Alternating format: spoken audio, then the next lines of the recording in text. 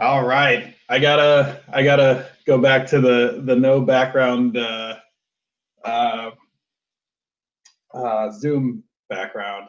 Oh yeah, I'm gonna change it every day though. I'm gonna change it every day. Um, but I figured that was a nice little start today. Nice little look. We got some sun outside. Stephanie's liking the Beatles. It is a good start. I think it was an appropriate start to the day. Yeah, so we're here for day two. I hope everybody's doing well. It's funny because I finished teaching on Tuesday, and I didn't teach in the fall, and had taught in the spring. And I remember just kind of the uniqueness of the spring and just how foreign it was for all of us. But I kind of came back here and taught on Tuesday and Tuesday morning and Tuesday afternoon. And it's funny how you kind of get into this like zone and you kind of really just enjoy interacting with you guys, even though it's online. I feel like it's there. You can kind of feel a positive vibe, and it's you almost forget about all the stuff that's going on in the world.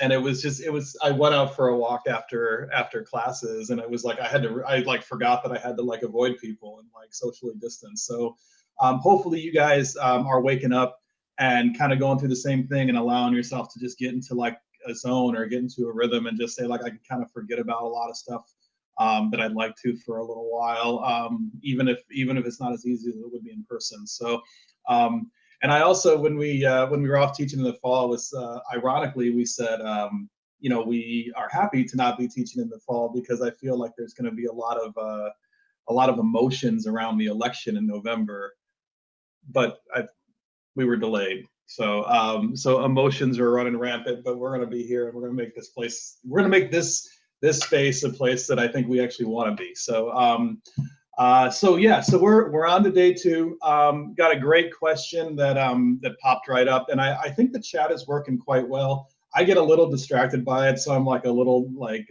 choppy on the lectures. So just bear with me when I start reading stuff. My eyes start wandering. Yan asked, where do we get to choose our team project partners?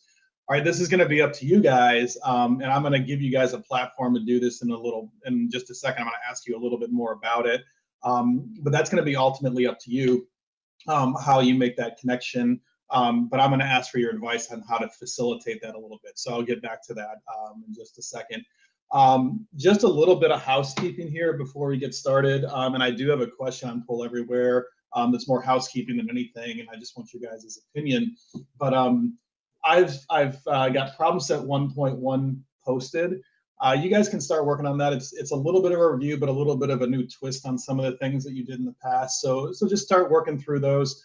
Kind of the next checkpoint or the first checkpoint rather, is going to be quiz 1.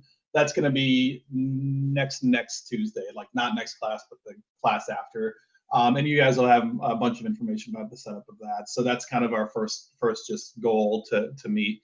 And I talked to some people at office hours about the term project, and it was nice to hear some of the feedback. And if you guys, some folks said that they really wanted to go out and get other data and kind of take this project even a step further. And I encourage you to do that. I've given you kind of a blueprint for how you can pursue that project.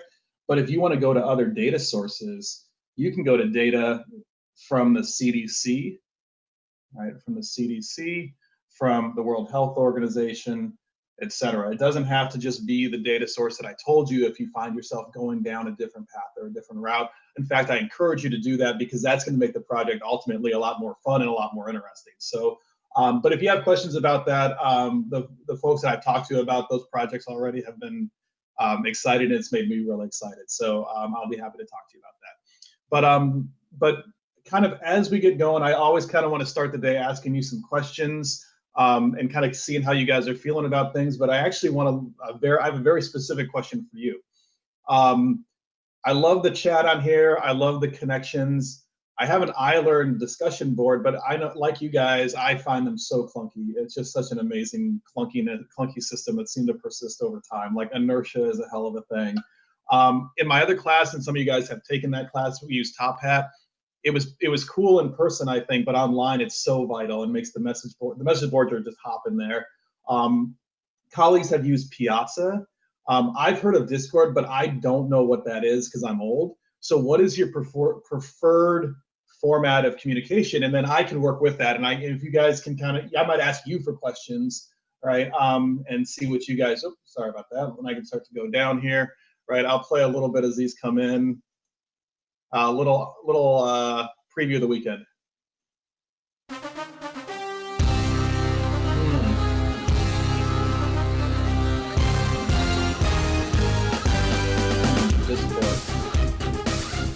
This is cool watching these come up. Oh.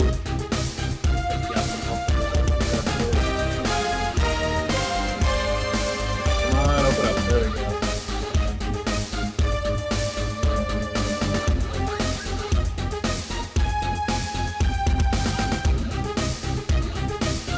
Get the hang of this here. All right. A lot of Piazza. All right, so if you guys are saying stuff about Discord, somebody explain to me what that is, like how that would even work in this class.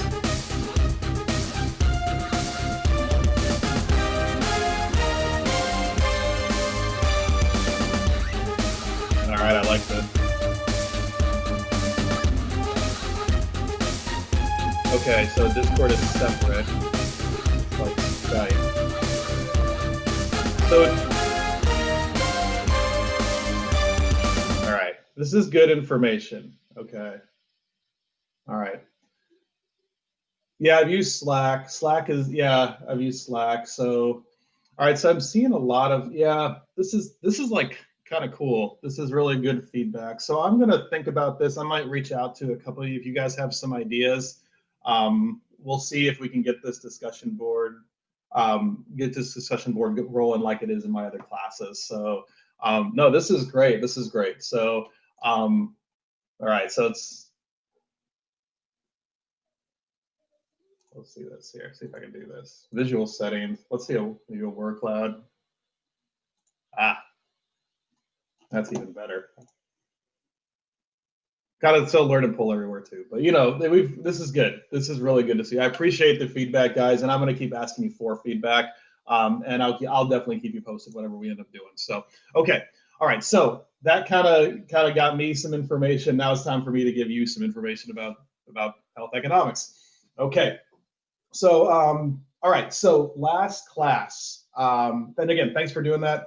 Oh, good question. Any question? Yeah, if you got questions, shoot them in the chat right now.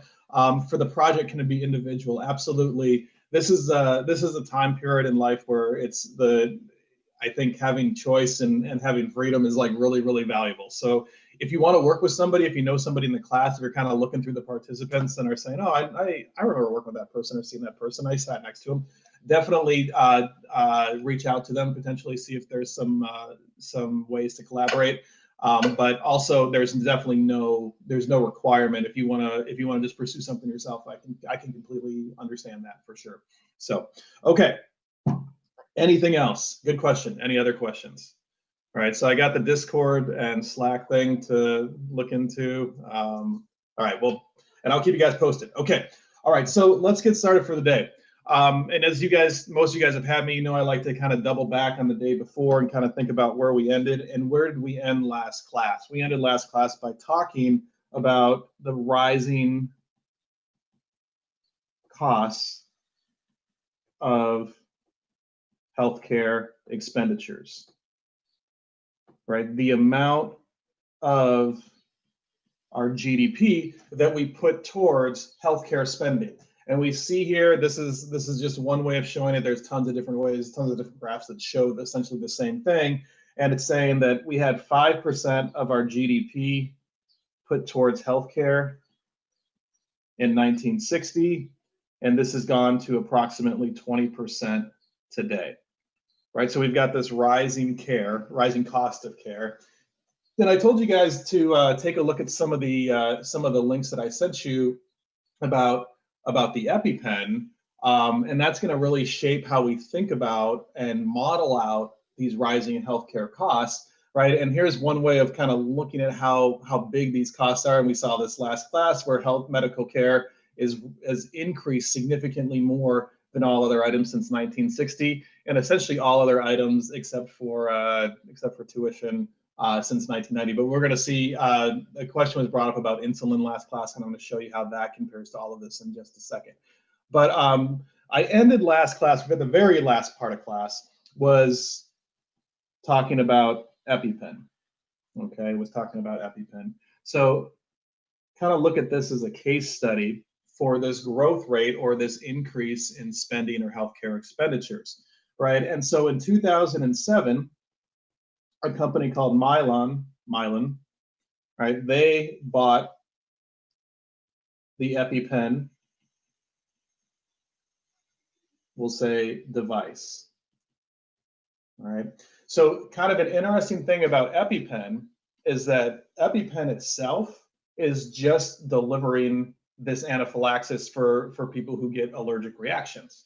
So it's not actually the drug that they're buying or that they're selling. It's actually the delivery service, that pen that's shot into someone who's having an allergic reaction, and it's essentially a shot of adrenaline that stops this allergic reaction and can allow someone to get to the emergency room and get treated how they need to get treated. So they bought this pen, again, just the delivery service, and at the time, that price was $100 per pen, right? And this is kind of the no insurance price. So people who didn't have insurance, it does seem prohibitive. If you don't have health insurance and you've got to pay $100 for this, that's still costly, but it can last over a certain period of time. It's not just like a once a month thing. If you hang on to it for a year or so, it still can work. So again, not cheap, but also not prohibitive. But then when we compare it to 2016, that price increased to $600, right? That price increased to $600. So the big question is this increase in price, we're going to put in quotations, efficient? Right, efficient, in the sense of dead weight loss, right? So far we've kind of just talked about health topics kind of broadly, and now we're going to start sneaking a few more econ terms in and kind of really build that up and build our economic knowledge into this discussion, right? So the first thing I want to start out with is just getting a sense of how you guys feel about this, right? Without having any real additional analysis done, if you're just looking at this price of EpiPen, are you saying, is this something we should regulate? And you know what I'm going to do here is I'm actually going to turn off the responses for a little bit and see if that changes how people feel. All right. I'm going to wake up, have some more coffee here. You know the day destroys the night. So, Night divides the day. Try to run, try to hide. Break on through to the other side. Break on through to the other side. Break on through to the other side, yeah. all right. I'm seeing the answers coming. I like getting up to over 50. We chased our This is pleasures great. here. Good. Dug our Didn't get treasures up to there. 60. But can you still I see y'all in recall there. the time we cried? I see the Break on numbers. through to the other side.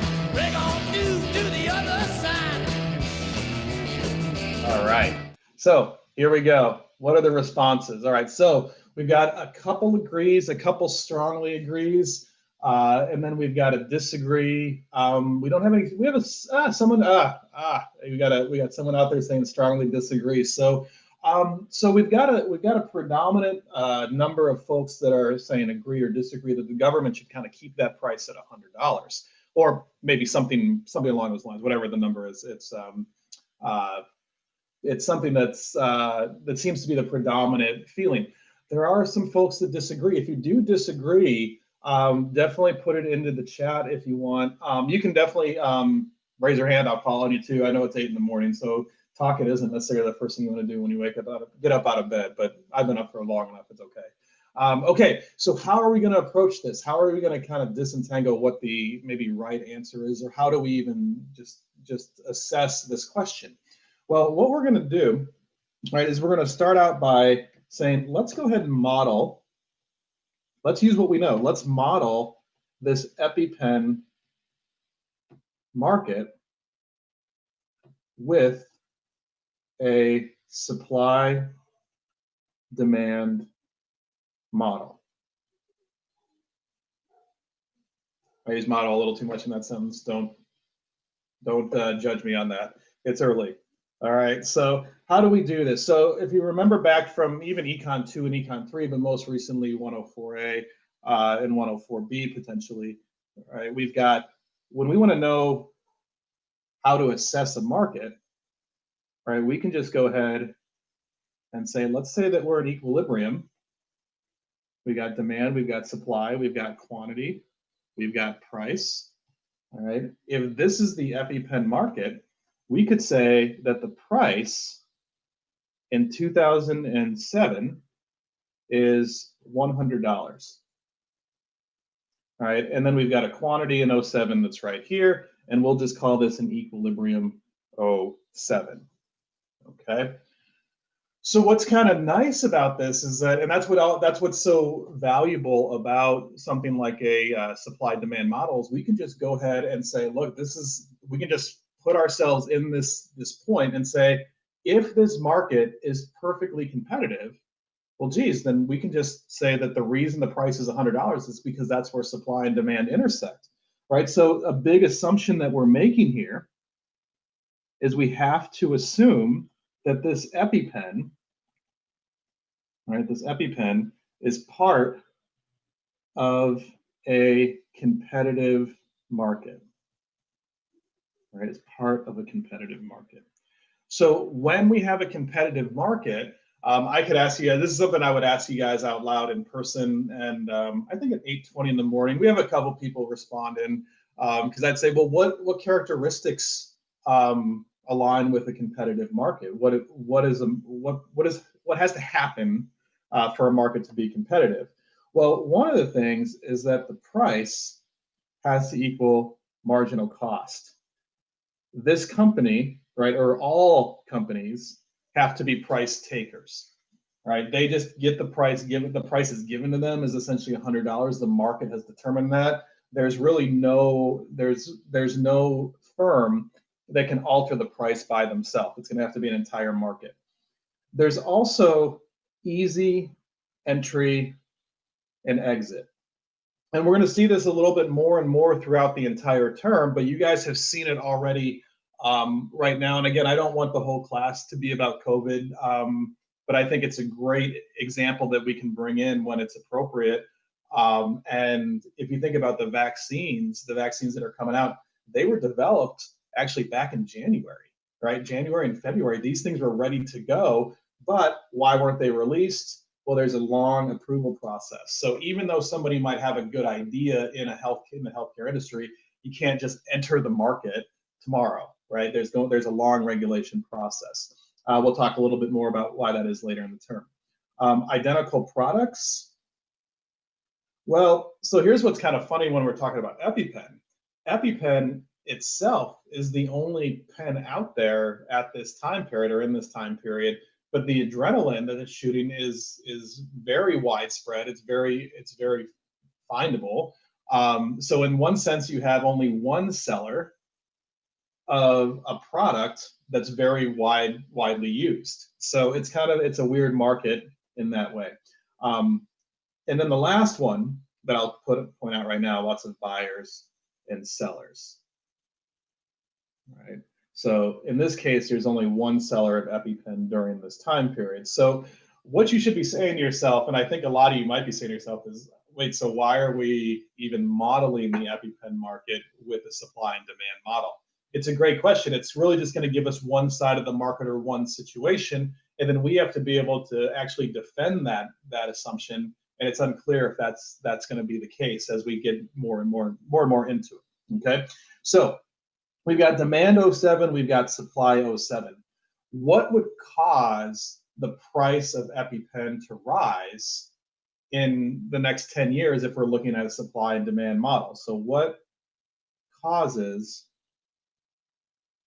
the price to rise? Well, what we have to do is we have to think that we're going to have a new equilibrium, right? Our new equilibrium in 2016 is at a higher price. This can happen for two ways, right? We can see, and bear with me here on the drawings here, right? We could have supply go to the left, and that would raise the price. Or we could have demand go to the right, and that could also raise the price, right? So this is a perfectly competitive market. Those are the only two ways that prices could rise. So in order for us to figure out what could be happening, we have to do a little bit of background or a little bit of research. And you guys saw this last class towards the end when I brought up this slide right here that said food allergies were rising quite a bit between 2007 and 2016. So what will food allergies do? Food allergies, right? A food allergy rise, right? Food allergy increase will lead to a increase in demand. So this is an increase in demand, right? Not just because we have like a subtle increase in food allergies. We've got a almost 400% increase over this time period. So we see this increase in demand. This could be responsible for this rise in our prices, this rise in demand. Now we're up here, obviously not drawn to scale. That's asking a lot. We're up to $600 right here. Here's E16. Okay. So, and we've got Q16 as well, right? The thing that's kind of weird is that we're modeling this market when there's only one seller, so we're kind of just assuming the supply curve is largely unchanged. I haven't found anything that suggests that the cost of inputs are going up or anything like that. So we can kind of just assume that that supply curve is exactly the same, just for simplicity. And this right here, this will explain that rise. Now, what's negative about this is that price is going up. Right, that's not something that we should be excited about. However, this is going up in an efficient way, right? And by efficient, right? And I don't say efficient all the time, but it's efficient because there is no dead weight loss, right? So what we see is this increase in demand leads to a higher price and higher quantity.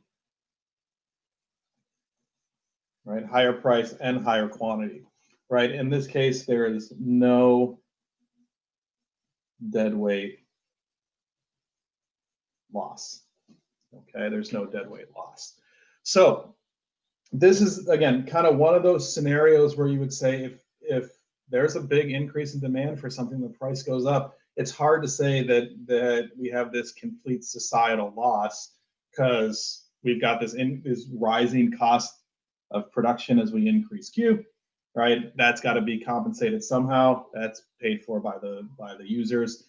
They're actually able to buy more. Q is going up. Price just happens to be going up too. So that's one explanation for this. But again, hopefully you guys are sitting there saying like, yeah, that's all fine and dandy, but this whole like, you know, we don't have this kind of. We don't have it's not a perfectly competitive market. If anything, it's more like a monopoly. So let me give you some thoughts from Congress.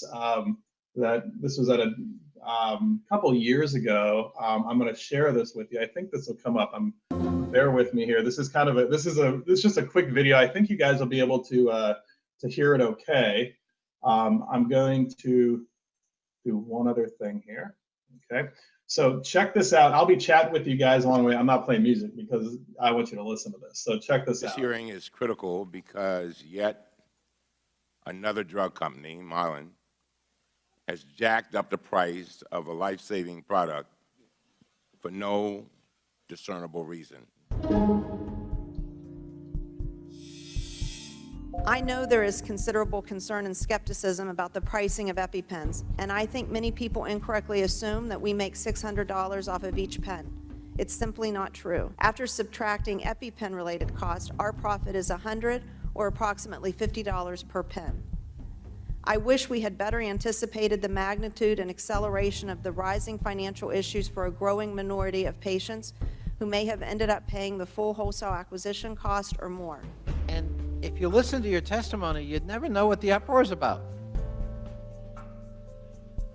Do you understand the nature of the uproar? I do, sir, and I truly believe the story got ahead of the facts. Do you think you were 608. charging too much at 600? Sir, we believe it was a fair price, and we've just now lowered that price by half. Why'd you lower it by half if you thought it was fair? If you thought it was fair, leave it where it's at. You're doing everyone a favor by charging 3 times what you acquired the drug for as a generic. You're trying to make us feel good about that. I just don't. I mean, I'm not buying your argument. It was not your intention, but I think you might have helped Congress get around an issue by showing the blatant disregard you have and disrespect you have for people who desperately need this medication. I mean, I feel like you're not giving me answers, ma'am. And I think it's in fairness to us, you knew what this hearing was about. You knew what our concerns were. And I'm asking you questions that you're the CEO. Yes, sir. And I would think you would know. You have 94% of the market share. Correct. Yeah. I'd call that a stranglehold. I'd call that a lot of control. You don't want to call it control, don't. Because you have such a stranglehold on the market, you can do what you want in terms of pricing. And you have. Sir, we have had many competitors in and out of this marketplace. In fact, that's just underscores the complexity. Your of the product competitors itself. don't even equal 6% of the market, Ms. Bresch. I mean, that doesn't even pass the giggle test, what you're asserting. Only You because- virtually have a monopoly, and you've used it to your advantage, but unfortunately, it's at the expense of people who need it. All right, so that is it was not planned, but I think it might be kind of nice to see this CEO is like something that Congress and both sides of the aisle can rally around. Back in 2016, lot of evidence that we don't have competitive market for Mylan. I like to show that video because it really kind of highlights how we would say just in tune a lot of people in Congress are. They're thinking about these things, and we give them a hard time all the time, and I think a lot of that's justified. But when these issues do come up, they're certainly on point. What is the giggle test he mentioned? I think what it was, that's a good question, Carlos, so the idea here is that he's saying, look, you've got 94% of the market, and you're telling me that you're feeling pressure from competitors. Like, that doesn't make any sense. That would be like, let's say like Apple is nervous that like Barnes and Noble is going to take over or something like that, right? It doesn't make any sense. It's like you're just or actually better yet would be Jeff Bezos, right? If Jeff Bezos is like, I'm really worried about Barnes and Noble and bookstores coming back, it's like you're just talking out loud, and it doesn't make any sense. So he just said that's just absurd. So it's really, when they see these things, they really do highlight them. And it was, like I said, it's kind of a funny rallying point for Congress. So what does that mean, right? It means that this right here is probably not the case. What we see, I'm going to delete it in just a second or erase it. But this right here is probably not the case. We probably don't have this competitive market in EpiPen, and a really strict price rise like we saw could kind of lead us to that point. But what does that actually mean, right? What if Mylan acts like a monopolist, right? So let's assume that the marginal cost is equal to $100, right? So this is really getting into some 104A stuff kind of towards the end. Definitely 104B as you talk more about markets, right? But if we know that a company is a monopolist and we assume that the marginal cost is 100, we just assume that it's fixed, right? And I'll make this a little bit bigger for us, right? In a similar way, we don't do it as often, but it's very similar to supply and demand, right? We can just go ahead and model this out and say at $100, we've got a marginal cost, There's $100 right here. Here's our marginal cost. Here's quantity. Here's price. Now the demand for this product can look something like this right here. Right, we've got the demand right there. So if this market was perfectly competitive, right? If the market was perfectly competitive, well, this would mean that price would be equal to marginal cost, and we would be right here. So we can call this equilibrium perfectly competitive, right? And at this point, we've got a $100 EpiPen. We've got a relatively high quantity, at least in terms of this graph right here. Okay, so price is equal to marginal cost. That means that price is equal to 100. Okay, and there's no deadweight loss. Right, there's no deadweight loss. Okay, all right. So then, what happens if this firm acts like a monopolist, right? Well, if the firm has monopoly power, right, they're going to examine or face a marginal revenue curve, right? That is, to keep it simple, twice as steep as our demand curve. So if you guys don't know this, or you kind of forget it, or it's something that just hasn't come up in classes yet, the idea here is that our revenue, our total revenue, is equal to quantity times price. And when we plug in the demand curve into really what ends up being the quantity, right, and then take a derivative, we end up with a marginal revenue that's 2 times as steep as a linear demand curve. Put that again as twice as steep. Okay, so as D. All right. So if that's something that's familiar to you, kind of remember that process. If not, then you're going to learn it in a future class really shortly. Okay. So what that means, and the reason I bring that up is that it just makes it easy for us to draw this marginal revenue curve that's a little bit steeper and looks like this. Okay. So there's the marginal revenue. So if you're a firm, right, and you're this firm and you're saying, okay, each product cost me $100 to make, how many products should I produce? What is the profit maximizing level of Q? How do I find that? Right. Well, it's funny because we have you take all of these classes and have all of these weeks of study. And if I asked you this like 3 years ago, you'd say like, well, it's got to be probably where one of these lines cross, and that would be right here. We spend like 2 years talking about why that is, right? So we've got this point right here. This will be the Q where marginal revenue equals marginal cost. You guys have been hearing this, like I said, for a couple classes now, but what I want you to do in this class is I want you to think it through just a little bit more and say what exactly is going on as this firm is producing more and more units. So they start out, and I'm going to end up erasing this so you don't need to write down with me, right? But they start out producing this first unit and second unit and third unit. And what's going on is that they're spending this much on that unit, but then they're able to get this much revenue for that unit. The next unit, same cost, a little bit less revenue, because there's, as right there, oh, I think there we go. I think we're okay. Okay. So as this goes higher and higher, as we produce more and more Q, that marginal revenue goes down, and then we get to this point right here. Once we get to this point, if the firm increases their output beyond this, they're getting this much revenue, but this much cost. So they're actually making negative profit on that next unit, right? So they're going to stop at that point where those two lines cross. So I'm going to the marginal revenue equals the marginal cost, right? So if you had Bree, I know that she talked about that over and over. So that'll be in your mind. But then this is us seeing this actually executed. So we've got QM right here.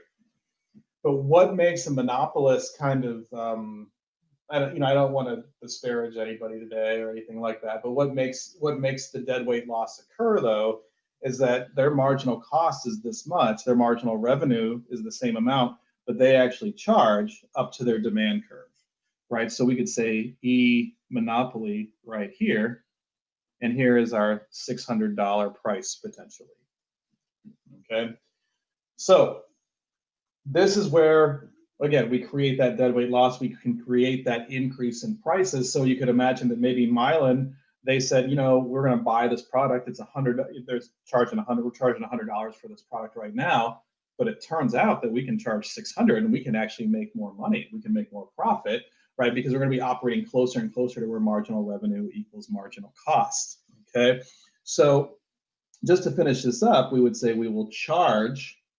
I'll put a QM there. We'll charge the price based on the demand curve, right? We're going to go up to that demand curve, right? So overall, if we want to summarize what the cost of this is, we would say if we'll say deadweight loss. I think that's what we really want to get out of this.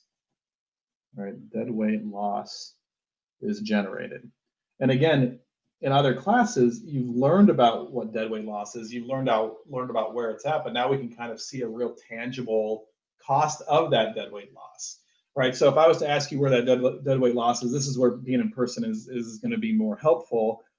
We're not. There's nothing we can do about it, right? But if we think about getting to this point QM, right? Firms, right? If they were to increase their production, right, they may be making negative profit on that unit, right? But then that price is still above marginal cost, right? So people are still paying more than the cost it was to make it, right? And so what you have is this triangle right here as your deadweight loss triangle. Right, this is your deadweight loss triangle right here.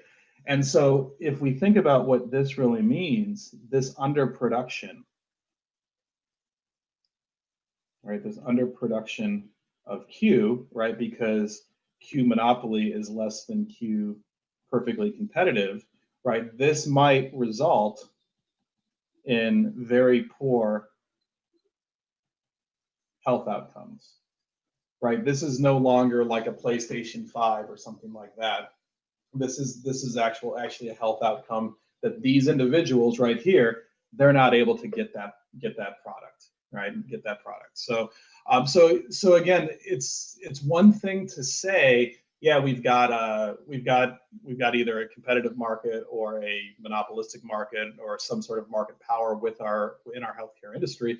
But we want to be able to actually talk that out and talk that through. If we think back to that CEO of Mylan, right, and we can just step back 1 second here, if she was to say, look, hey, allergies have gone up, we've got this big run on demand of our product, and it's increasing our marginal cost, that's why we've had to increase our price, that's going to have a very different response than saying like, we dropped the price because we were making so much money we didn't know what to do with it and everybody was mad, right? Which is essentially what's happening right here. They just dropped it to 300 as opposed to 600. So with that in mind, right, I kind of want to do I want to do like an end to this, right? This case study, but then also turn towards insulin right after that. But something that's really striking about this example is that the EpiPen market.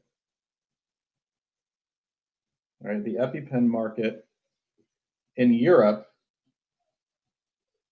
has 8 producers, and the price is equal to $100.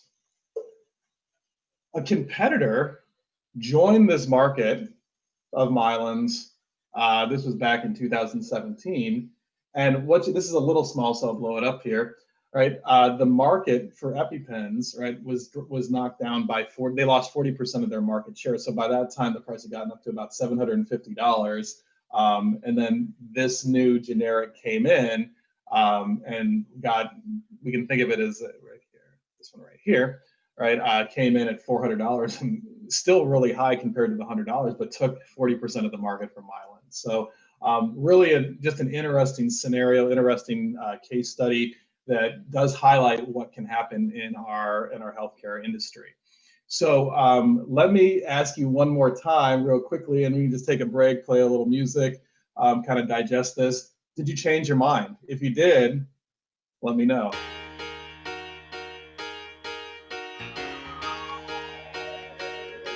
So should they regulate the price of EpiPens now? You're as cold as ice. You're willing to sacrifice our love.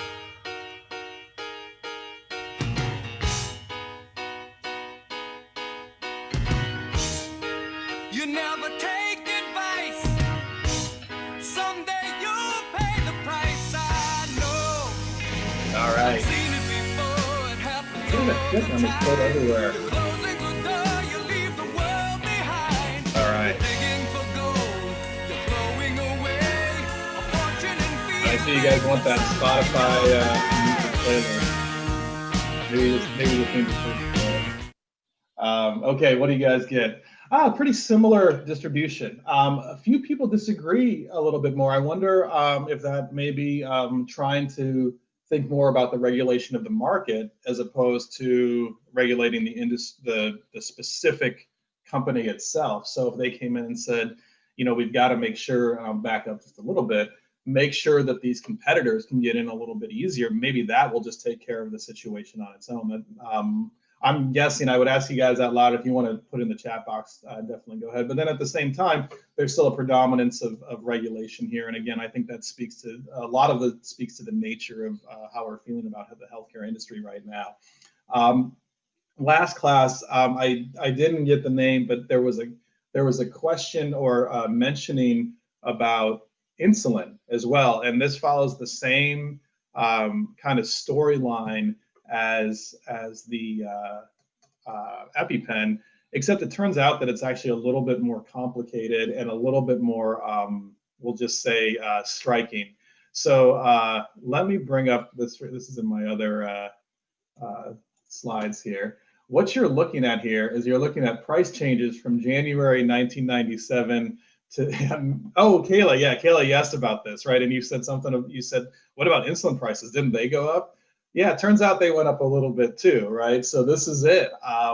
So since 1997, there's so many different ways we can show this, right? But overall inflation, prices have went up 55%. And you guys know the things that have went down in price, like something like TVs, furniture, whatnot, but housing, food and beverages. We saw the medical care services. Those are high, but then college tuition, textbooks, yeah, they're ridiculous, right? Hospital services specifically have gone up about as much as college. But then when we look, and these are all, you know, 200% versus 55%. So a big jump since 97, but I think it's at least something we can wrap our head around. Can't wrap our head around this though, 1,171%. It's incredible how much insulin prices have went up, and specifically this drug, Humalog. And reading a little bit more about it, I've got a link on there of an article that goes through why this is. And I think I'll keep this up just right here. The quote that I kind of pulled out and kind of paraphrased a little bit, it's easy to cast blame on the drug makers. The drug makers, their generic counterparts, doctors, and increasingly the Food and Drug Administration itself all share blame for the broken insulin market. So part of what happened is when this drug came out, Eli Lilly produces it, and it was actually said to be a better drug than other existing insulin drugs. And it wasn't any costlier. It didn't cost more than competitors at the time. So then the demand for it went up, and then the generic counterpart was actually produced by the same company, Eli Lilly, that produced the insulin in the first place. So, you know, doctors are not changing their behavior, even though the prices are going up. The FDA is not thinking as much about the competition within the generic market versus the traditional or the typical drug. So there's just a lot going on. It's a really interesting article. So if you're interested, I wanted to make sure that we address this because this is like the most striking example that I've seen. So I'm really glad that Kayla had brought it up. And yeah, so Victor points out, it's interesting how a lot of the goods that went up are all very essential things, while important things became cheaper. It's something, isn't it? Right? Like, I don't know. Even think about like something on the margin like household furnishings. It's like, well, if you're talking about households, right, you need a house, but if you don't have furnishings, the house is still more important. So it's a lot of that is there's a lot of reasons why you can kind of go through each one and explain each one specifically, but it is gosh, it really kind of does make you think about what we need to do to kind of advance further and increase welfare across society. And like you said, goods that went up are all very essential. It's versus this right here. So we can talk forever. I feel like the econ department needs a whole class just chatting about the economy and like what the hell we should do about it. Because we all have ideas, and nobody has the single right idea. But I think to collectively put a lot of bright people and a lot of excited people in the same room, and things will get better. But yeah, so definitely a striking graph. And I really and this also how Caleb brought this up last class. So if you guys are thinking about something, shoot the information my way, and I'll start digging into it, because it's really fun for me to see more about this. A little sad, but definitely important. So okay, so we've kind of set the stage here for healthcare and the demand for healthcare. But the thing that's kind of underlying this, and I didn't talk about and didn't say, is I didn't really talk about, like, I was just drawing demand curves here, right? And if we think about, and it kind of goes back to Victor's point here about what is the demand for healthcare, and what is it like where does it come from, and how do we even measure it? So it's one thing to just draw these. It's another thing to actually think about what is the demand, and then we can actually integrate appropriate policy. And maybe we shouldn't regulate the price, or maybe we should regulate. It all depends on these factors that have influenced the demand curve, right? So we'll say kind of transitioning just a little bit, not a huge transition, a segue rather. An important question in healthcare is how elastic is the demand for a health, we'll say, good or service. Getting a little loose on that, but that's week 1. I'll probably do it in week 10, and I'll say it's an excuse every other week too. But yeah, so how elastic is the demand for a health good or healthcare service? How do we measure that, right? How do we measure the elasticity of demand for healthcare?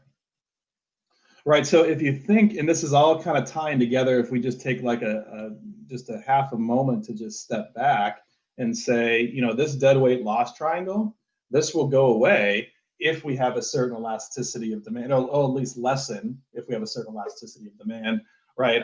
But some people may pay for that. And so we just need to understand what the consequences of these different markets are, regulations would be, by getting this elasticity of demand, right? So this is a pretty complex question, right?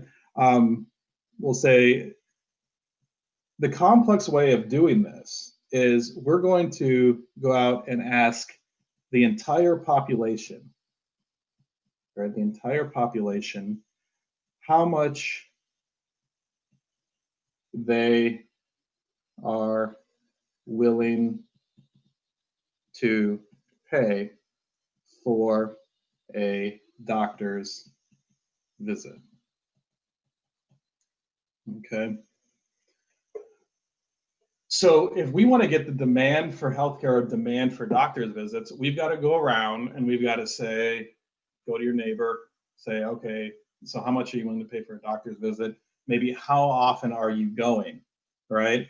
So we really want to get that quantity demanded versus the price, right? The frequency of visits, right, versus the price paid per visit, right? And some folks brought up last class, I think it might have been Harrison, asked about kind of the term out-of-pocket pricing, right? So what does it mean to have this out-of-pocket price? This is actually what we're referring to here. So when you think about the cost of going to a doctor,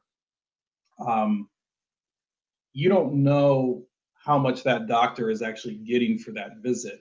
All you know is that out-of-pocket cost. So an example would be, I think probably the easiest example would be something like, urgent care. If you look at like an insurance card, it'll say like urgent care has a copay of $35, and maybe that's all you'll ever pay. So how often do you go to the general practitioner? Maybe on that card it says preventative care is $25 per visit or something like that. So that's how much you're paying. That's the only thing that you can go off of. You're not sitting there saying like, oh, I wonder how much the doctor gets. I'm going to go to the doctor more often. It's all about what's coming out of your pocket, right? So here's the issue, right? Here's the issue with kind of looking. This is already a complex idea, right? But I'm gonna map this out here. All right, just in a simple, this is a little graph because we're not going to do a ton of analysis on it or anything like that. All right, so we've got quantity and we've got price. We've got quantity here, we've got price here. All right, so let's see what can be generated by this. I'm going to pick on a couple people that I know. I'm going to pick on Darren first. Right, I'm going to go ask Darren. Right, how often do you go to the doctor, right, in a year, and how much do you pay, right? And it's going to turn out that Darren doesn't pay a lot per visit, right? Darren doesn't pay a lot per visit, right? So turns out though, he goes to the doctor every month, right? So I know Darren, so I'm allowed to say, Darren's he's just unhealthy guy, Darren. You're drinking too much coffee. You and me both, bud. We're going to the doctor too much because we're drinking too much coffee, right? So why does Darren pay a low price, right? You're okay, Darren, I'm just kidding. So why does Darren pay a low price? Why would he pay such a low price to go to the doctor? Well, likely, right, he chose or selected into an insurance plan, right, an insurance plan with low out-of-pocket cost, right? And consequently, right, he's going to go to the doctor more often, not just because it's cheaper, but because he wants to go more often. So we would go out here and say, well, the price that Darren pays and this quantity that he pays is going to be right here. Right, so we would just say, we'll just put a little d right here, right, for Darren, right? That's Darren's point that we got from the data, right? But then I'm going to ask Stephanie how often she goes and how much she pays. Stephanie pays a lot per visit, but maybe only goes to the doctor once a year, right? Goes to the doctor once a year. Right.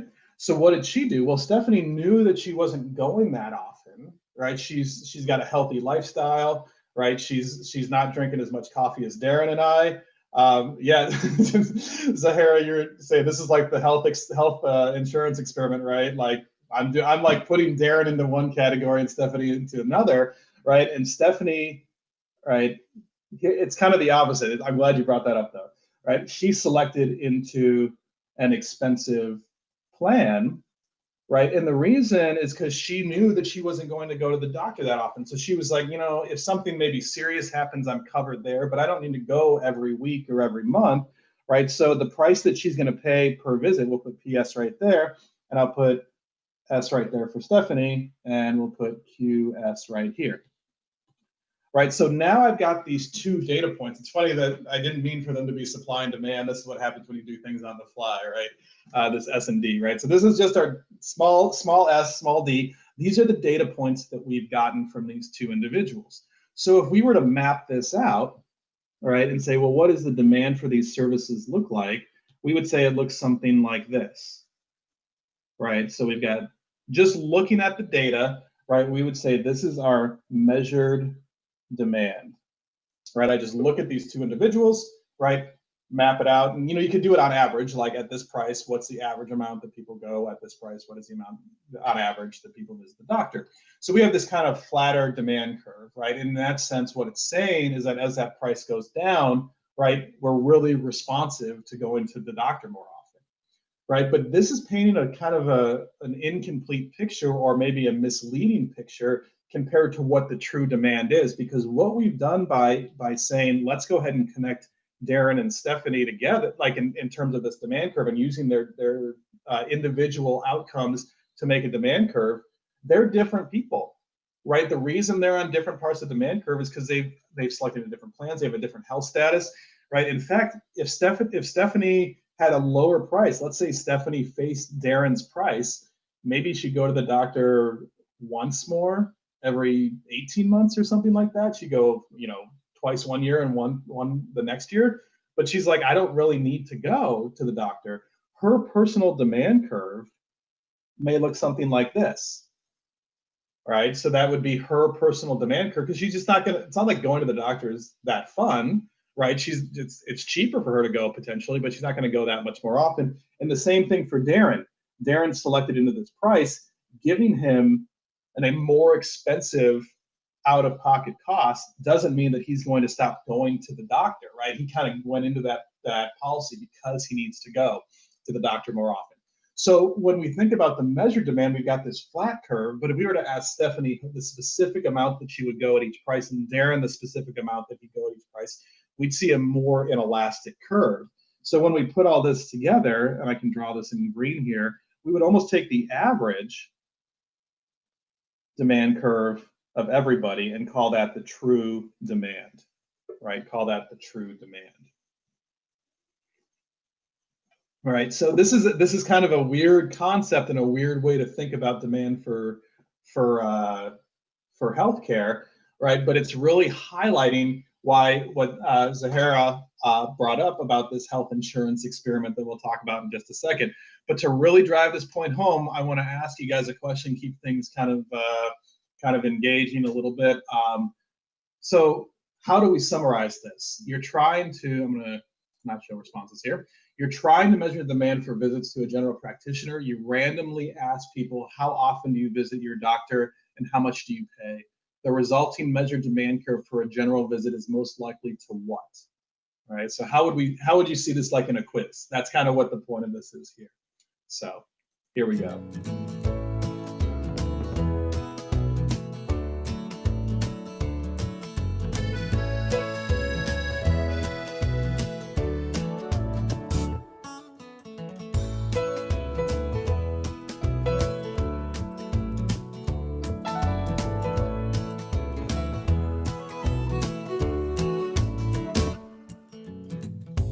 If I had $1 million, if I had $1 million, well, I'd buy you a house. I would buy you a house. And if I had $1 million, if I had $1 million, all right, we have to 47, 48, house, maybe a nice Chesterfield or an Ottoman. And if I had $1 million, we had 4 if I had $1 million, well, I'd buy you a K car. I'm watching that. A nice Reliant automobile. I'll tell you a story about Bitcoin later. I'd buy you love. So what do we get here? What do we get? What are the responses? All right. So what's the correct answer? You guys, for the most part, got it. All right. So this is like jarring the inelasticity. Oh, you guys, now you're cheating. Now you're cheating. Now everybody's got it. Now I have nothing to talk about because y'all got it right. Okay. So what are we trying to highlight? What are we trying to remember here? Right. This is jarring our memory about what elasticity is. So here, right, we're saying that quantity responds a lot to price, right? So if we measure demand for healthcare services, it's going to appear like we're having this big response to price, when in fact, right, the true demand would say that quantity does not respond as much to price. Okay, so that really just kind of, this is kind of, hopefully if elasticity was always something that kind of like tripped you up or puzzled you, hopefully this is kind of something you can grab onto and say, if it responds a lot, that means it's more elastic, right? So it looks more like an E, it's more stretched out horizontally, right? Whereas if you don't respond, it's more inelastic, it doesn't move, right? So it's hard because those P's and Q's are kind of floating all over the place, kind of, even with the equation, and we'll bring up that equation, it's hard to kind of remember what the right order is, right? But it's all about the responsiveness of Q. If you can just kind of keep it with that, say, does Q respond a lot or a little, right? A lot means that you change the price a little bit, huge response, right? If it doesn't respond, you can change the price a ton, right? And Q is just really tight and really kind of looking more like an I, right? So this is more like an E, this is more like our I for inelastic. So that's like the go-to way if you run out of, if you just are getting desperate, right? Getting worried that you forgot it, right? So that's our issue when it comes to trying to measure the demand for healthcare services, right? So Zahira brought up this idea. Like I said, I keep harping on this because I'm so glad it was brought up. So is this like the health insurance experiment? Well, it's almost like the exact opposite, because what we need is, if we want to measure the demand for healthcare, right, for healthcare, right, what we need is a randomized experiment, right? We need a randomized experiment, right? So what we ultimately need is, we need to say, Stephanie, we're going to just randomly give you a certain price for care. Darren, we're going to give you a certain price for care. It's just going to be drawn out of a hat. And then we're just going to see how you end up operating, or how much you buy, how many services you buy. Okay. So let's summarize kind of what's been done about this, right? Because hopefully what you're thinking is like, hold on a second. He just said, like, I'm going to randomly give Darren a price, or randomly give Stephanie a price. Doesn't that seem like kind of bad? Like, doesn't that seem somewhat kind of along the, like, this boundary of ethics? It might. And so let's look at what's been done, right? Because if we want to truly carry out a random experiment, a randomized experiment, we want to assign each patient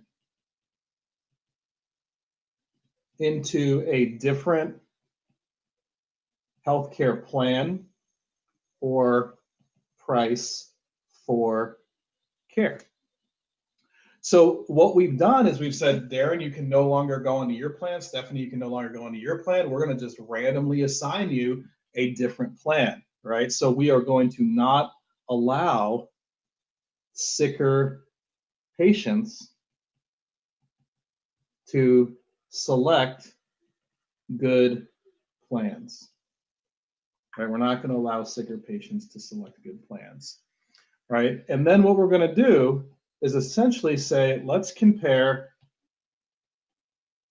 two groups, right? Kind of in a simple way. We're just going to say that we have it up here just right above us, right on the top of the screen. We're just going to simply compare two groups. So we're just going to say group one faces higher prices, and group two faces lower prices. So we're just going to randomly assign this, and then we're going to say, let's look at one outcome. Let's compare it across the different groups, right? And see if there's any difference, right? We're going to compare outcomes then.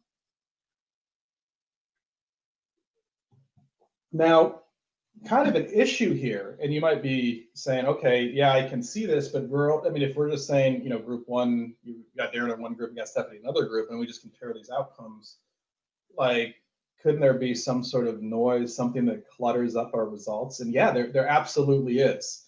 And so what we need to do, and this is going back, this is all tying in like all of your classes that you've taken throughout the years, right?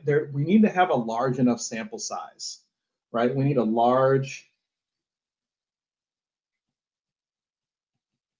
sample size so the underlying conditions in each group are the same. Okay. So in this case, right, so we're just saying, you know, if we assign Darren and Stephanie to the groups that they don't really want to be in, that's not necessarily good for them personally, right? But also it's saying that these two groups are different in terms of their underlying health. But if we have thousands of Stephanies and thousands of Darrens, and we can just randomly assign them into two groups, then on average, the two groups should be about the same.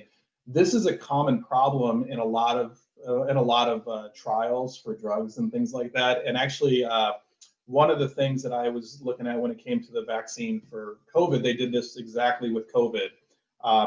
They said, okay, we've got two groups. We're going to give one group a treatment, another group a placebo, right? But what's really important is that both those groups need to be similar in their characteristics or their underlying health characteristics. If you only have like 5 people in each group, that's just not enough to say that I confidently say each group is different, or each group is the same, right? You could have 5 people that are really healthy that just happen to go into the placebo, and they never get sick anyways, or something like that. So you need thousands and thousands of people. That's actually why vaccine trials take so long, is it's hard to gather enough people to be part of this trial. COVID-19 was something different, where you have people kind of lined up the door willing to be part of this trial because it is so global. So just as an aside, but when it comes to the demand for healthcare, there's only been 2 large-scale randomized trials, not trails, trials, that are meant to measure the demand for care. Okay. And so what we see up there is we see the RAND health insurance experiment. So this was referenced earlier, that I'm going to just at least introduce, and we'll talk a bit more about next week. But then also more recently was this Oregon Medicaid lottery that allowed, it was a little bit less deliberate than the health insurance experiment, and you'll see that as we talk more about it. And then at the end, we'll talk about a regression discontinuity. So for those of you who are planning to take 108 in the spring with me, we'll be talking all about this, because it's just a fascinating natural experiment. So it's not quite randomized in the way that the RAND health insurance experiment or Oregon Medicaid lottery was randomized, but it's got so many unique and interesting characteristics. And actually, the questions that come out of it are more interesting as a result of it. So, but let me talk real briefly, and let me introduce this RAND health insurance experiment before we call it a day. Right, this RAND health insurance experiment was back in the 1970s. Okay, so back in the 1970s, what did they want to do? They said, let's look at 2,000 families in 6 large cities across the country. Right, so I know that Los Angeles is one of them. I think Miami was another one. I don't know. I don't want to say all the big cities in the country, because I know there's more than 6. So, but 6 large cities across the country, there's 2,000 families. And what did they do? They randomly assigned, we'll say, kind of a first, maybe new or more technical term about insurance. They randomly assigned co-insurance rates to each family, right? So they would go to one family, and essentially they'd say, you know, pull out of a hat is a way you could like literally think about this happening. And you would say that the co-insurance rate will be the fraction of the total charge for care paid by the family. Right, so the way that we can think of this is it's almost got this direct relationship to out-of-pocket price, because you had one of the things you could draw would be 0% co-insurance. Put a dash there, right? 0% co-insurance. This literally means free out of pocket, that you're not spending anything, right? So again, we can think of the co-insurance rate as a fractional price would be a fair statement. And then they also had plans you could pull a number out of the hat of 25%. You could also pull out 50%, so it's not looking quite as enjoyable or quite as useful. And then it goes all the way up to 95%.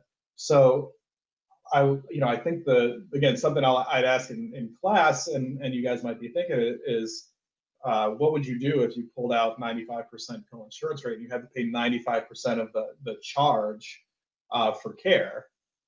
Well, you'd say, I'm probably not going to go that often, right? And that's exactly the point. That's exactly what they were trying to get at. And so when they were looking at outcomes here, and we'll go through the details next class, and they're up on the slides, but we'll talk about them in more detail on Tuesday. But as prices rise, right?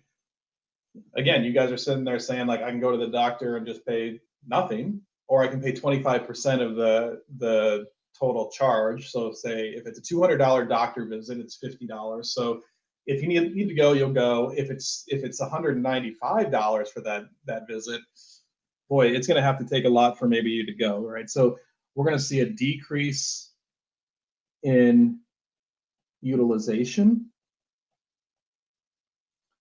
right?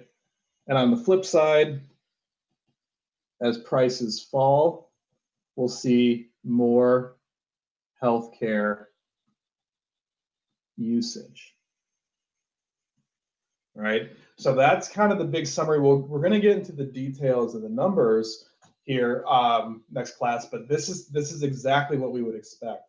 But it's one thing to say, hey, if we increase or decrease prices of healthcare, do people use it more or less? Well, a predictable outcome happens. Well, what about health outcomes? How are they changed? We're going to see that maybe they're not as affected as we would have originally thought. So, but I think this is a good place to stop for the day. I like this place as a stopping point. I could kind of get into this randomized controlled trial a little bit more, but I think it's a good place to stop. A good time to call it week one. I'm enjoying this. I hope you guys are enjoying it. I'm going to stick around. I can take some questions. I'll be at office hours. Yeah, take some questions now. So do premiums play a role? Like if Stephanie pays a low premium and Darren pays a high premium? That is exactly it, Harrison. That is kind of the idea here with this co-insurance. Instead of, you could say maybe everybody pays the same when they go to the doctor. So maybe a way you could think about it is everybody pays $10 when they go to the doctor for a visit. But some people pay a high premium, like a high monthly payment, like say somebody pays $100 per month, where somebody else pays $25 per month, whether they use it or not. So premiums could be kind of converted to this. The way you can think about co-insurance is that that's maybe a little bit more all-encompassing, like the fraction of total charges for care, either you're paying for all of it or you're paying for 0%. So yeah, so for this week, what I want you guys to do, Yasima has a good question. So I think, start looking at problem set one. There's going to be some stuff that we haven't covered, but you guys will feel comfortable pursuing. We're going to really get into, we'll talk about these, you can kind of see here. We'll talk about these results next class in a little bit more detail. We'll see that right here. But then we'll also transition to some 104A stuff and talk about the utility we get from health, right? So as our health gets better. So really just this week, kind of go over some problem set one and start to kind of turn your eye towards 104A stuff. So yeah, that's what I got. So keep asking questions. Yeah, no problem. I'll send you guys off with another happy song, I think. So.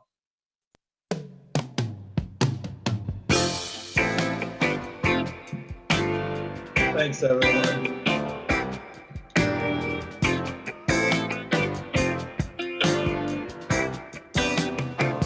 I was tired of my lady. Professor Lay, I have a question. Yeah, go ahead. Last class you said that well, lecture is not necessarily like optional, but like sometimes it's okay to miss. Mm-hmm. How much is Pull Everywhere worth? Nothing. Nothing. Oh, okay. So it's up to you. So the one thing I'll say though is that I've always found that coming to class and learning kind of in real time will save you a lot of time in the end. Yes. So that's if we can kind of keep the rhythm of what it would be like in person, then that'll save you time. But if someday you just happen not to wake up, I'm with you. Also, are you posting these handwritten notes? Oh yeah, they're all on iLearn. Okay. Thank you so much. No problem, man. Have a good week. You too.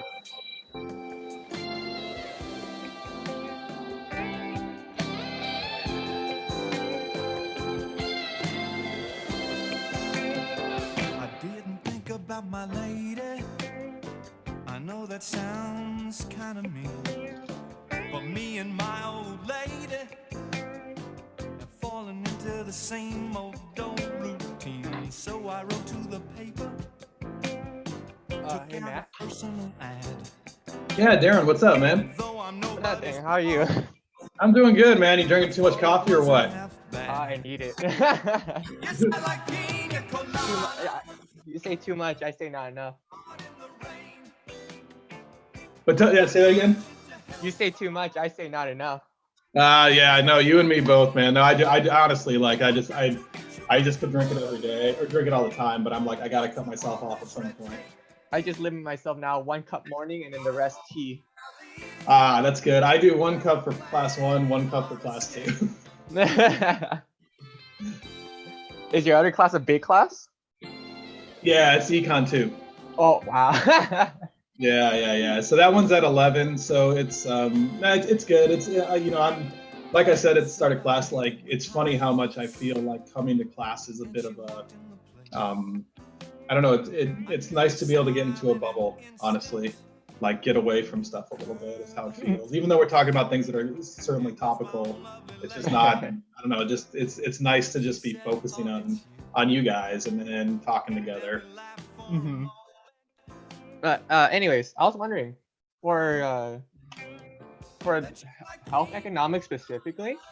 What mathematics is like focused on this subject?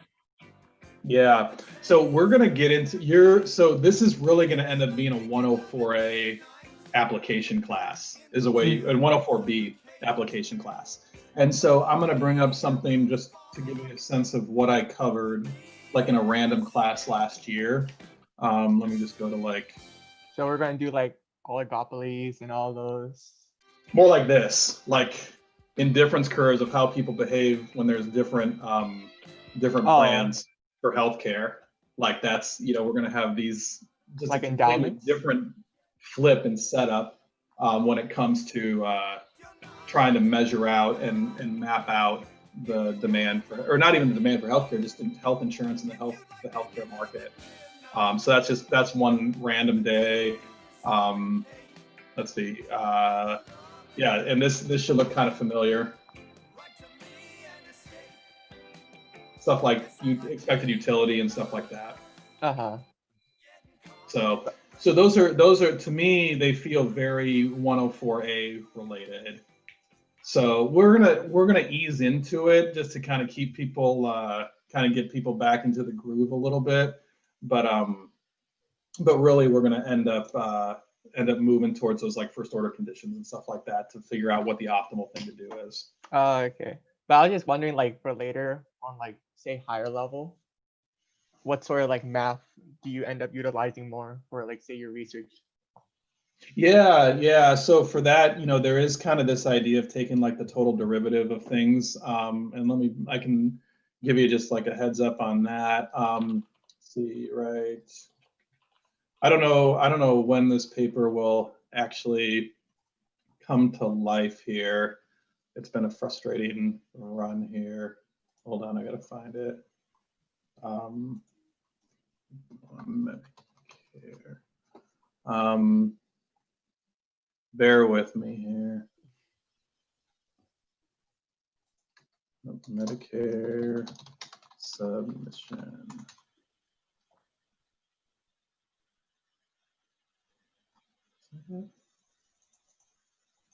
No. Hold up. I'm gonna get this. For you.